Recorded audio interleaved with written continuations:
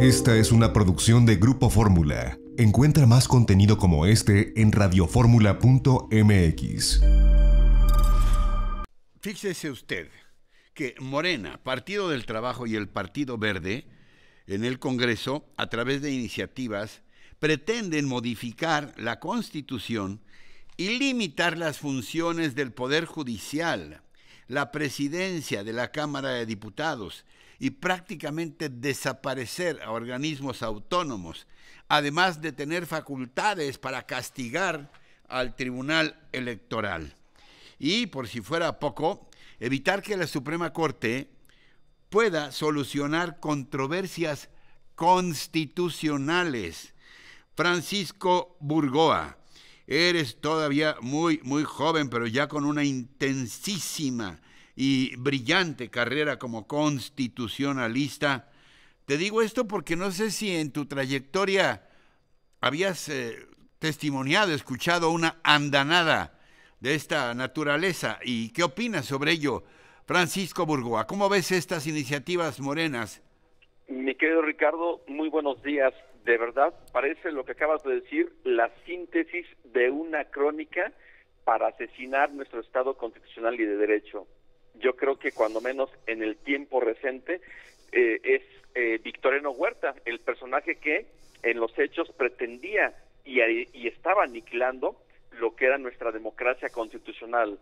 Lo que acabas de comentar es verdaderamente lamentable y hay que sumar también al Partido del Trabajo, porque son precisamente Morena, el Partido Verde y el Partido del Trabajo quienes están presentando estas iniciativas y que indudablemente van a hacer todo lo posible para que puedan ser aprobadas.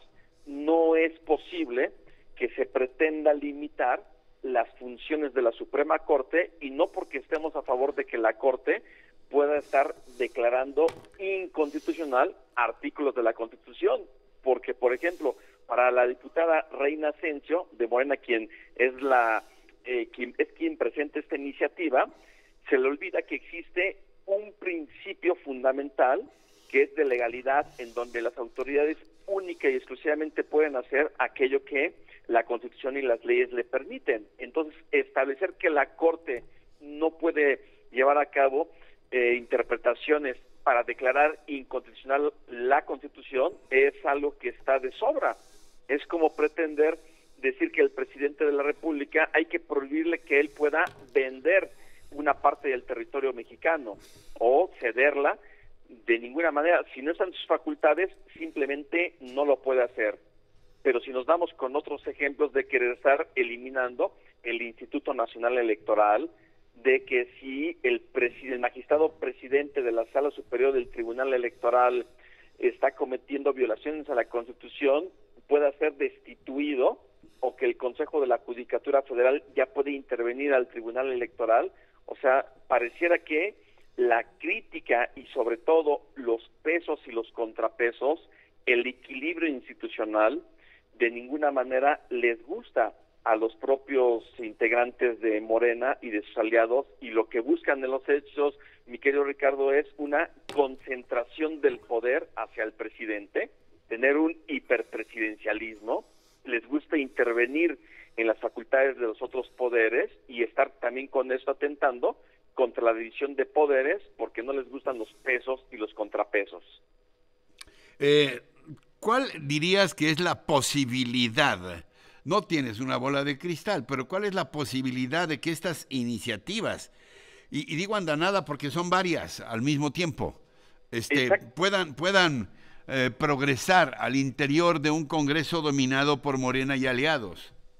Exactamente, son varias, y aquí el punto es que cuando hablamos, por ejemplo, de las reformas constitucionales, las posibilidades, yo quisiera decir que son nulas, porque soy optimista y quiero pensar que el llamado bloque de oposición, empezando por el PAN, aunque el PRI ya vimos que dio votos en el Senado que permitieron la aprobación de esta reforma para ampliar que las Fuerzas Armadas estén en tareas de seguridad pública. Sí. Yo quisiera pensar que el PRI estaría votando en contra de esa iniciativa y por lo tanto serían nulos los intentos de reformar la Constitución.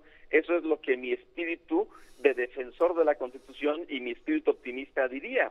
pero en los hechos, la verdad que en el caso del PRI no lo sé, ojalá y no sea así, pero por lo que hace a las otras iniciativas que son solamente para reformar las leyes, ahí sí estamos en un gran problema, porque bastaría solamente la mitad más uno de la Cámara de Diputados y de la Cámara de Senadores para que pudieran ser aprobadas, y ahí sí Morena y sus aliados tienen los votos para poder aprobarlas, y esto implicaría de que la oposición tendría que presentar acciones de inconstitucionalidad y que sea la Corte la que vaya a resolver en última instancia.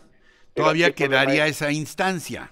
Todavía quedaría esa instancia, pero es ahí donde realmente vamos a encontrarnos sobre esa posibilidad de que se pueda estar defendiendo la Constitución desde la Suprema Corte, porque en los hechos hemos visto que luego la Corte pareciera que complace a las mayorías políticas cuando tiene que prevalecer este pensamiento que nos comentaba la ministra Norma Lucía Piña Hernández, que decía que la misión de los tribunales constitucionales no es complacer a las mayorías políticas en turno, sino hacer valer la Constitución, porque son jueces constitucionales. Entonces, al final, nuestra última instancia para garantizar nuestro Estado constitucional y de derecho va a ser la Suprema Corte. Como siempre, de verdad, muy aleccionador escucharte, mi querido Francisco. ¿Hay algo más que quieras puntualizar sobre esto y que no te haya preguntado? Pues mira, me parece muy importante que en espacios tan importantes como el tuyo, valga la redundancia en lo importante, y que deben de seguir prevaleciendo en el espacio público, se puedan estar ventilando esos temas para que todas las personas tengan conocimiento de lo que se pretende hacer en términos de las reformas para estar lejos de fortalecer nuestro Estado constitucional, estarlo debilitando.